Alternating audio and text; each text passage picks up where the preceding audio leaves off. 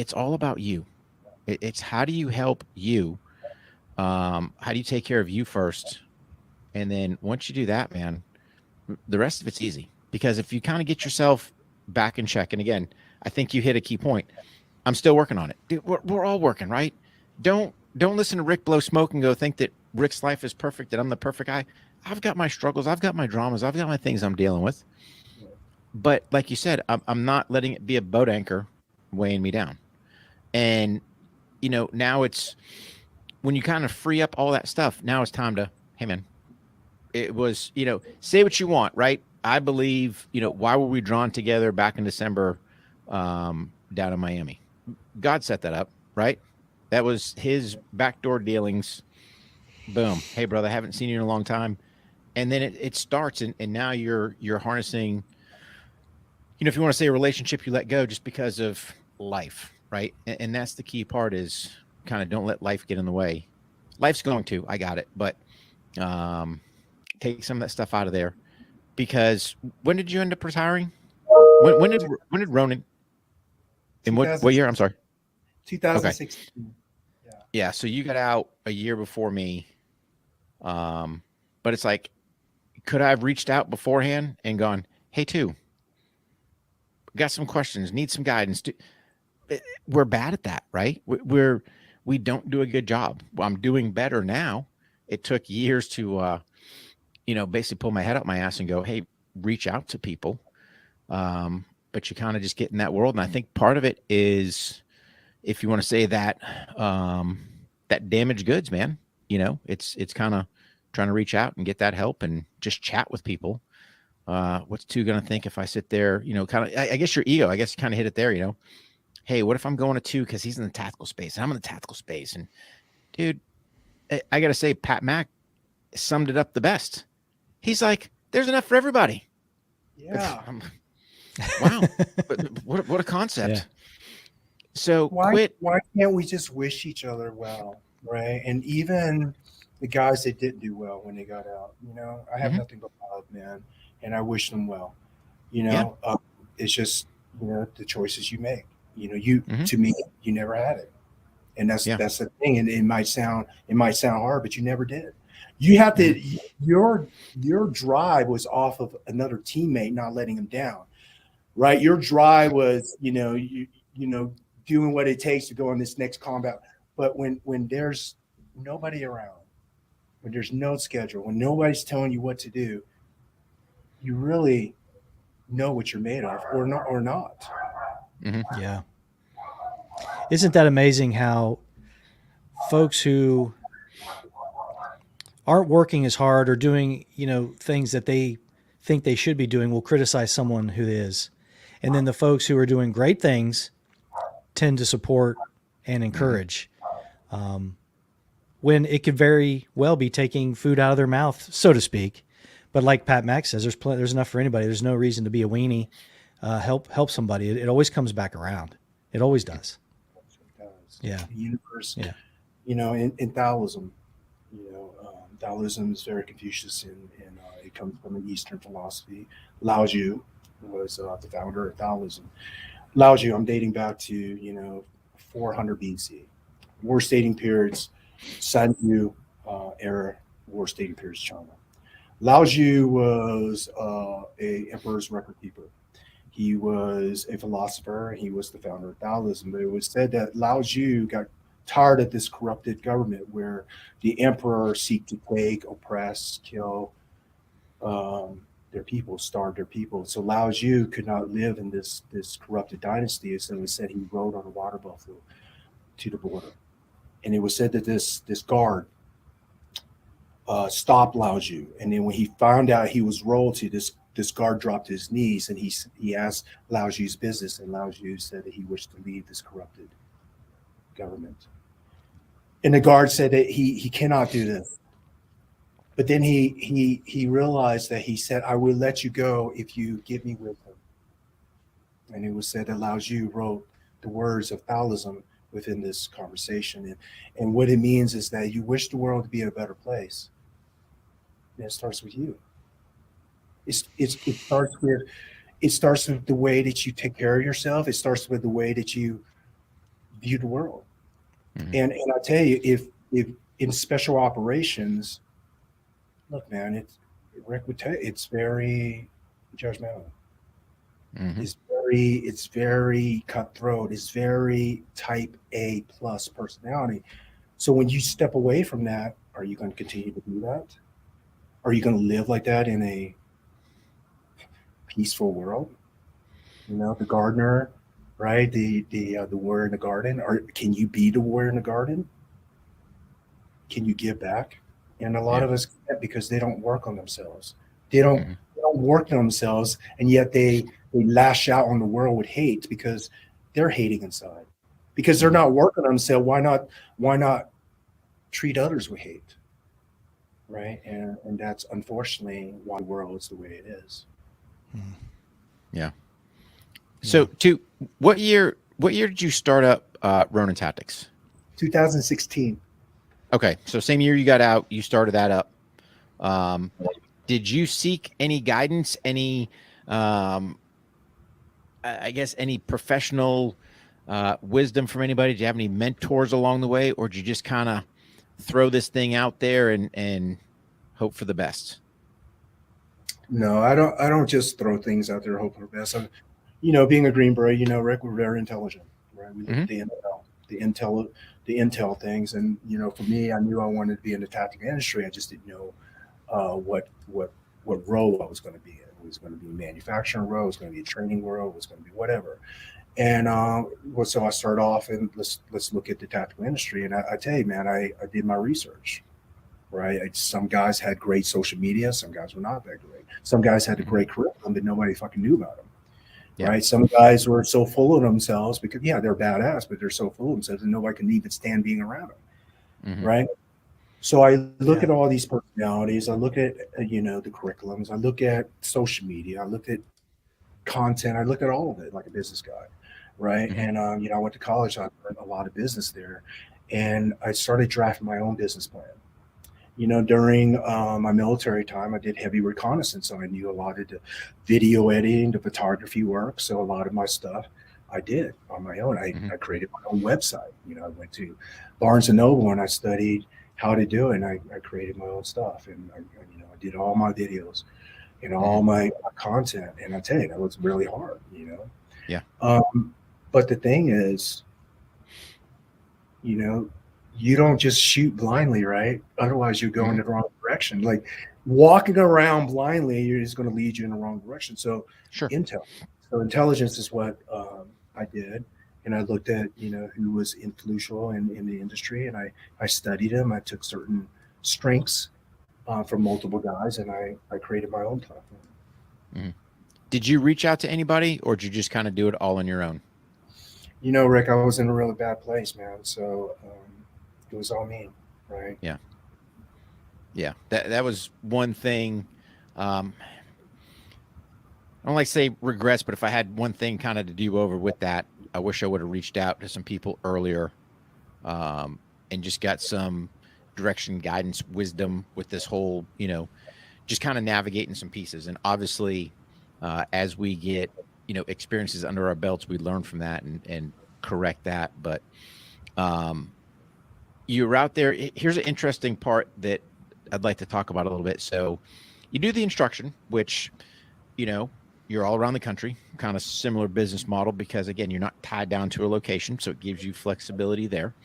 But then you transition over to, you've got your tactical line or your tactical products, I should say. So now we've got some U.S. manufacturing going on. What kind of struggles did you have there? That whole learning process, being very compliant, all the other fun stuff that goes into trying to do products. Man, it was a huge learning curve, and at first, I tell you, I hired guys from my background.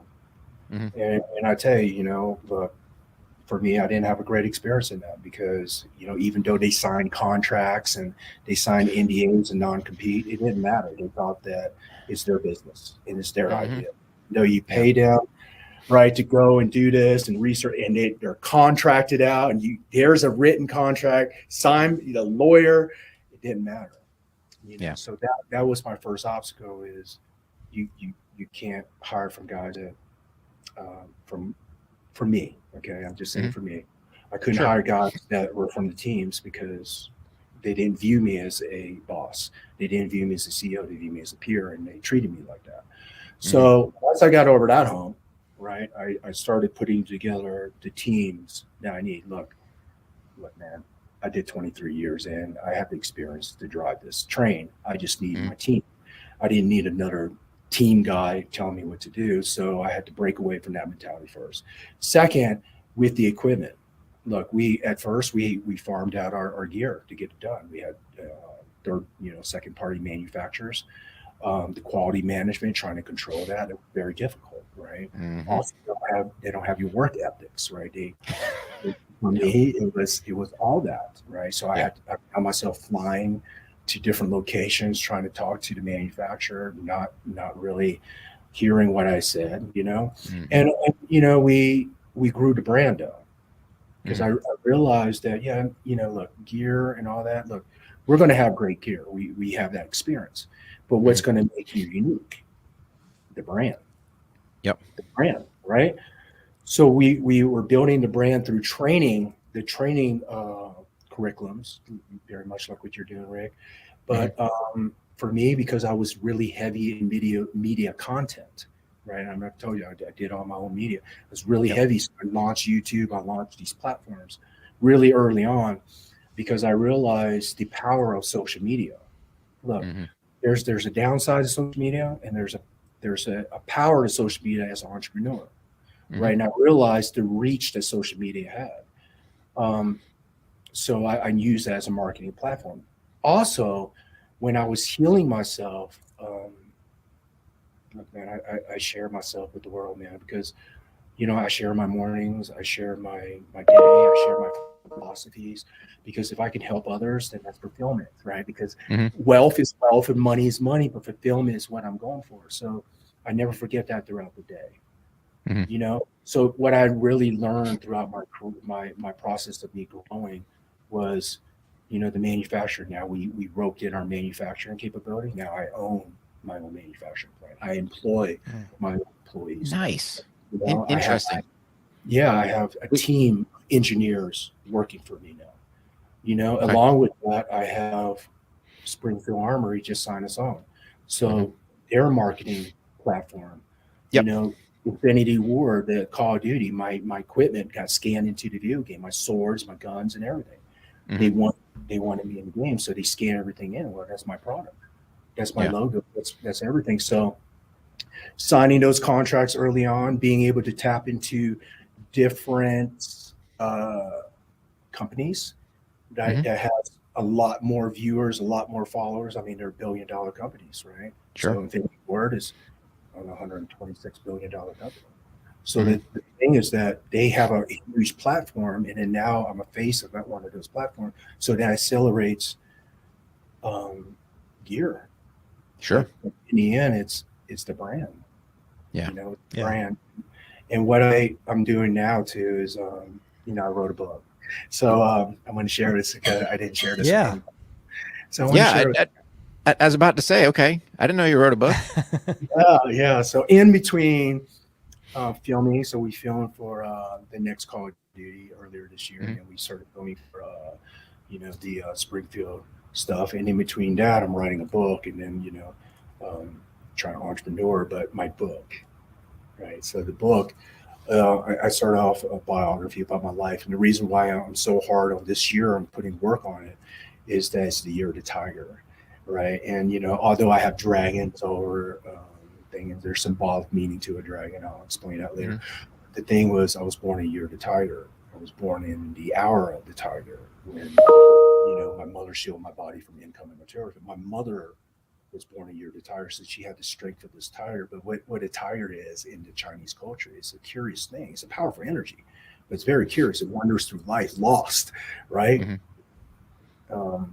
So this year was the year of the tiger, and so I'm working really hard. But what I want to tell you is we're under contract with one of the biggest publishing companies to launch this book, and there possibly could be a movie deal. So the thing is, Wow. Look, it is what it is. Look, No, it's not a big deal to me. What is a big deal to me is fulfillment, right? sure. Fulfillment. So what is fulfilling out of this is I get to share my life. Hmm. I get to share my life. I get to share my struggles and in the hopes that we create a better world. Because Hmm. look, my message is kindness. Yeah. And that's coming from, a guy who was born in war, faced racism. In our world, we saw the worst in humanity we got, Hmm. right? Oh yeah. So But in the end, you choose a powerful energy. yeah, but you hit the nail on the head. I mean, helping people, right? If you can help one person, it Oh, that's the why. I mean, people don't get it, right? If you can stop one veteran from making a bad decision that will affect, you know, easy on him, the ripple effect that it has across the board everywhere else. Um, if you can stop one of those, if you can give somebody some light, some direction, some something, that's the success. That's the why, and that's the giving back, and that's the part that people don't get, right. You can have a gazillion dollars in your pocket. What are you doing with that money, right? Only get you so far. It's yeah. what's your self fulfillment, what's your why, and I can it's tell that service. It's go ahead. I'm sorry, Ray. I can tell you, being in Hollywood, I'm around a lot of very, very influential people, celebrities. I'm Hmm. around a lot of wealthy people, right? And the thing is this: they're not happy. Mm. They're not happy. And they're driving around their Porsches. I got it.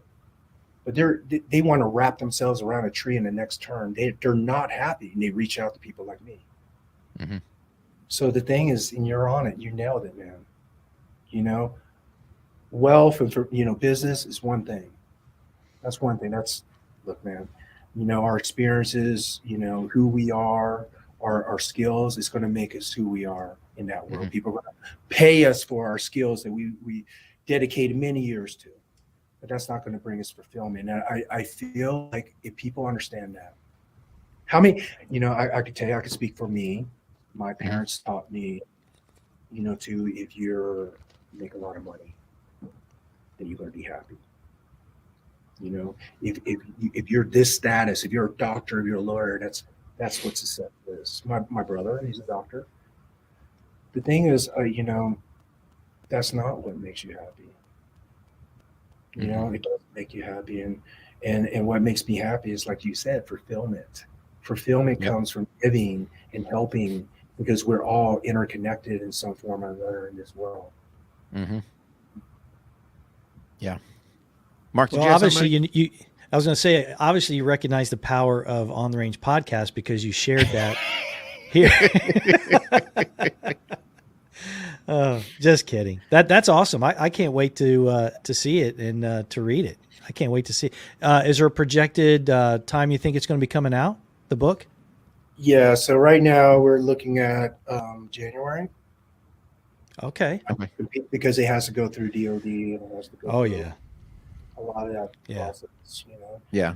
That's not what the book's about. The book is about humanity. It's about a refugee boy who Hmm. lost everything, became this Green Beret, who came back and freed to oppress. But the thing was, I went back to my roots, right? I went back to Malaysia. I went back, I was Indonesia where I slept in the refugee camps as a child. Now I'm in Indonesia training commandos. I'm Hmm. within this environment, freeing to oppress in southern Thailand from being sold into slavery, these child and women, into the Yeah. drug. So for me, it was like that was fulfilling to me when I was on the teams. But at one point in the war, I picked up an energy of hate. Look, I people can say, oh, hate, you shouldn't fight. Look, when you lost teammates, Hmm. right? And when you're in a close quarters gunfight and you're scared and you see your teammates die, hate is a powerful energy that can numb you to that fear, Oh yeah. Yep. right? But if you hold on to that hate for so long, you'll never see the beauty in the world. No, Yeah. And if you never it'll move eat you up. right, it will Yeah. eat you up. And you'll act Yeah. out in the world with hate. Hmm. Right? Yeah. Yeah. Uh, Awesome, buddy. so What a great yeah, thought. I'm super excited for you too. I hope I wish I had better faith in DoD that they would speed up their process, but I know it it is what it is. Yeah. It's just one of those beasts. I forget. I can't remember Jack Carr because we had him on. If he ever said, because he had the same process. I don't know if he ever mentioned how long it took DoD to get back. I don't know that it was the speediest, but Yeah. so you got the deal going on with Springfield. That just kind of happened here recently, correct? Yes. And They contacted me, Mhm. Springfield, and we talked, we hit it off, and they flew me out there, and we started field testing some of their weapons. We got involved with research and development. We became a face. We're going to be a face of Springfield Mhm. in the Yeah. future, next years to come. We launched our first commercial with them on the Hellcat. The Hellcat Pro, it was a full frame pistol versus the Hellcat, which is a compact, micro compact. Yeah. Yeah. Mhm. I was part of the field testing with the Hellcat Pro, and what I love about that, Rick, is that when we look at pistols, right? When we look at pistols, and we think about concealment pistol, people want, look. I seen guys show up to class in a concealment course with a fucking tack gun under a hip, right? They Mhm. don't know the difference between a tack gun and a concealed carry. It's a give and take, right? Yeah. If you want to deep conceal something, you're going to give up something, right? Yep. Either it's going to Absolutely. cost you round capacity, right? Mhm. But the Hellcat allowed me 16 rounds, Wow. and Yeah. it's more streamlined than Glock 19. It's a full frame grip. It has tack light rails, and it comes with reflex sight. So everything I look for in a tack gun. Yeah. And it's pretty accurate. And the thing was, during launch, it did very successful. And, I'm very happy with that. Mhm. Launch, very successful. A lot of people messaged me, being really happy with the Hellcat Pro. Cool. Awesome. So when you're doing the field testing, you kind of talk some R&D stuff. Did you ever have to deal with the engineers? Yes. Oh, what Yeah. what was your? Let me ask you this: what was your experience like dealing with the firearms engineer, trying to give them feedback on their product to better improve? Springfield is a very professional team, and I will Mhm. let you know. I have dealt with research and development teams, but they hear what I say, they write it down, they Mhm. work with me, they really work with me, and they actually talk about projected dates and how they'll fix it, and I get the modded updates, and I tell Mhm. you, so it's great. It was for Okay. me, my experience with them is great, but I have worked with engineers before, especially in the more of the fabrication world, Mhm. right? With the gear, it's not fitting this way. It needs to be more streamlined here. Yeah. Well, we're looking at it. We're looking at it through operations. Like, I need to free Right. fall this thing. I need to be able to do Mhm. a linear assault with this thing. It's too bulky on the side, Yeah. and they don't see it like that. They just look at the design, right? So Yeah. working with my engineers here, they're going to do what I tell them to do, but Yeah. um, but it's a learning curve, right? It's a Yeah. learning curve. So, No, I'm glad you had good experience there. I've had some interesting conversations with, if you want to say firearms engineers, and it's like, I got it, dude. You're living in your bubble, for lack of better terms. It has no dust, no debris, no nothing. It in theory works there, but that's not reality. So we need to do some tweaks. Well, we got it. I was like, you can, and you're going to have these problems, right? So it's funny.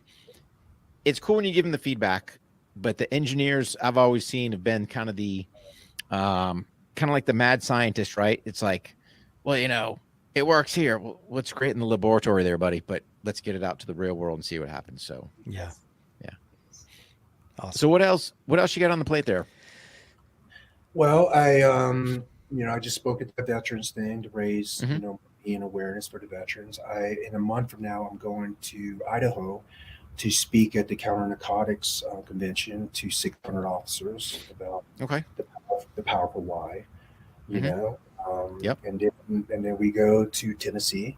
So just like you, just all those Yeah. little trips, and then some stuff with Infinity Ward in between and stuff. Oh, I want to tell you. So in 2 weeks, there's a UK company. There's a motivational It's called Mulligan Brothers. They do a YouTube that's really motivational. You know, you have these speakers and they do like a montage of different whatever. Mhm. And they contacted me, and they're flying out here to do a documentary and a motivational Nice. series of videos.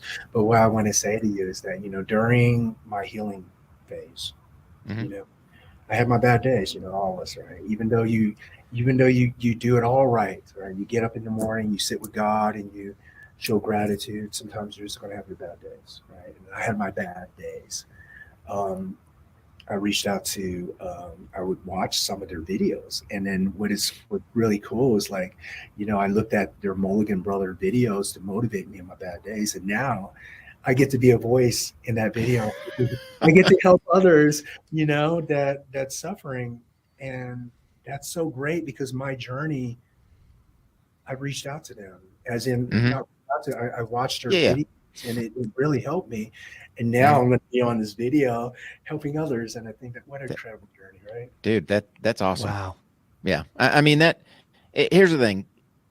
And again, viewers, listeners, depending on where they sit at with their faith, that's God intervention right there, right? Yeah. So it's everything happens for a reason. Ultimately, God's in control as far as what's going on. You know, chatted about, you know, people always go, "Hey, why do you get pain in your life?"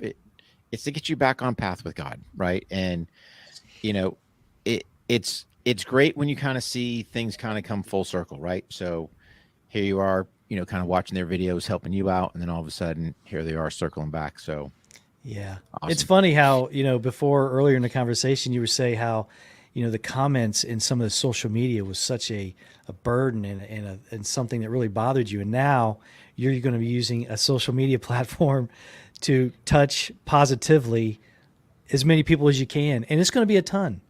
Mhm. Isn't it crazy how you're right? The universe does work. So It beautiful. does work in strange ways. It's unbelievable. The Unbelievable. universe is so beautiful. And I feel when you do the right things, when you walk the right path of God and you walk the right path of healing or kindness, the Mhm. universe repays you. And, you know, it goes, you know, look, you can be whatever religion. Look, I'm personally a Christian. But I do practice a lot of Eastern philosophies and practices because that's my roots, right? That's where I came from. But let me explain this to you. I didn't have God in my life for many years. I didn't have him. I wasn't raised around that, you know. And in the military, you know, you're around a lot of personalities in the military, and not all of them are great people. A lot of them Mhm. are, you know, raised in broken house homes. A lot of, you know, statistically, a lot of special operations guys are raised in that environment. You Mhm. know, so what I'm saying is that I didn't find God until I sat with myself. You know, and that's the thing is like how would you know what's important unless you sit with yourself and you slow down your analytical mind enough and you take in the breathing, right? Practice of breathing. Look, when people are Mhm. like, we practice of breathing, you just no, there's a certain breathing technique that I do when I inhale through my nose and I exhale through my abdominal and I hold breath at the end. There's certain techniques I do. And it ties Li- back into very Buddhist practice. Little box breathing. Yes, right. So you know, right? That's the thing. Yeah. It's like, you know, we throw names on it, but Mhm. Rick, you get it. Like Oh yeah. Uh, it, breathing. it people don't get it, right? So you try to put it in the application. You can put it in the tactical world, right? Hey man, you want to kind of get yourself to a point. It don't take much to get a quick calming breath. Boom, make stuff happen, right? In a very high stress type environment. Now you take that concept into, let's just call life no one trying to kill you, zero stress type environment, right? Do a little self work. You work some breathing in there. Man, the power of breathing, people don't get it. And if people would harness it, man, you want to talk about people just crushing life. But nobody's really out there. You know, it's like you said, well, how do you know how to breathe? Well, I just breathe in, breathe out. If I'm running, I suck up some more air, or, you know, I mean, honestly, right? Yes. So much more that it comes full circle. So yeah. You know, being a world traveler, traveling to 27 countries, and look, when I travel, you know, we live with the end ditch. We're not you Mhm. know, hotel or whatever. We're with the people. So I could honestly say I lived like a primitive person before. I had to catch my food, had to make spears, hunted down boars, and you know, Malaysian survivals. So I live with the people. Mhm. You know what I mean? And the thing is that I feel like we live our lives all wrong. We live our who taught you how to live? Your parents? Like who really taught you? You know, and I could tell you for me, it was look, my parents are very loving. I love them, and they're very beautiful people. But they taught me that success is money, Mhm. success is status, success is right. Look, they're not. I'm not saying they're wrong. I'm just saying that that wasn't fulfilling to me. Yeah. When I became that, when Mhm. I became this person, I wasn't happy, and I And wasn't happy because I wasn't happy with myself. You know. but I think to your point too, right? You got to think the whole concept, and I hate to say back in the day, but I'll say back in the day, was your success was typically, or your happiness was based on your success, monetarily, position, whatever. And I'm a firm believer, 20 years at war, man, it's a long time. And it gives a lot of people time to reflect. And you start going, what's your why? Cool. You can have $1 million in your pocket, or whatever your magic number is. Great. If you don't have that why, if you don't have that fulfillment, if you don't have you, what do you got? You got nothing. Right. And it's funny. There's a common theme among us, and it's about giving back. Right. It's that how do you, help others? Still serving, even though you're retired, you're still serving. And imagine the concept of if everyone was just a good person, everyone was trying to serve each other, help each other, man, we would be so far further forward as a country, in my opinion, as a world, versus trying to cutthroat, you know, pimp slap, whatever else we're doing, silliness out there in the world. Um, but yeah, But it's why? But why would you want to help somebody? Like, you know, in this world, why would I take time to want to help somebody? And the thing is this, unless you figure it out, right? You're yeah, gonna live for yourself and you're gonna live for your your addictions every day, hmm you know? And yeah, the thing is like the powerful why, and you know, getting back to the struggle thing, why struggle is so important? It's through the struggles that you will hmm find out why. You oh know, yeah, and Hmm. look, if I didn't float out at sea, you know, at 3 years old, left for dead out at sea in the South China Sea to die, you know, and hmm some Russian boats, you know, saved me. And look, that was my why was when I was told that you ain't shit, you're a fucking chink, you're not welcome here in my country. Go back home to your country. You stink. You smell like an indig. That became my why. hmm You know, when I rose up in star and fame and wealth, when I got out of the army, because my work ethics is there. When people judge me and comment on me and hated me, the thing is my why hmm was more important because my why wasn't hate. It was forgiveness. My hmm why was God, you know? yeah, And it's such a powerful energy, you know, the why. 100% it is. Yeah, Yeah. man. I gotta say Well, too, you know, fantastic story, fantastic having you on. Here's the thing, you kind of hit it earlier. It's you get excited for people when they're successful doing great things, and from my standpoint, you are just out there crushing it, man. Talking to different people, kind of motivated, then giving the direction. You and that smile and the peace sign, man. Every time, it's like, dude, yeah, that's two, right? But yeah. you know, I just got to say, I appreciate you taking your time to come on the show. I appreciate your friendship. Um, and you understand you've always got a platform. You want to come out and chat. You are always welcome. Just hit us up, man, and circle back and we'll get you out on the show. But um, best way, kind of two things before we close. One is best way that people can get in contact with you. And then number two, if you had one piece of advice for a transitioning veteran, what would that be? So the best way to contact me, I'm all over social media. Facebook, Ronin Tactics, Instagram, Ronin Tactics, YouTube, Ronin Tactics. Right. So, or my website, RoninTactics.com.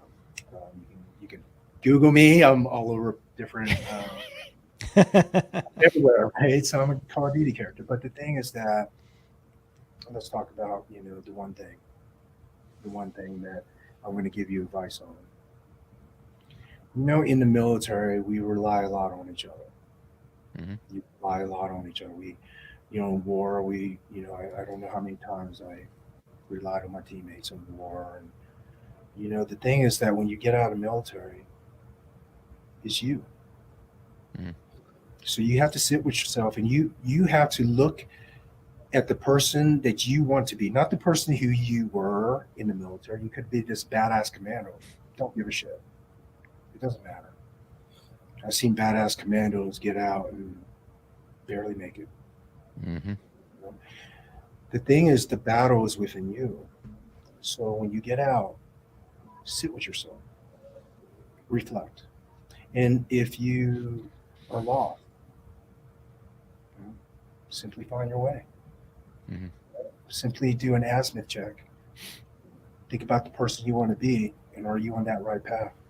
And for me, we recognize, we said it today, what's the right path? Fulfillment. Yep. Happiness. Right? We all deserve to be happy. And I'll tell you, it's not found in riches and fame.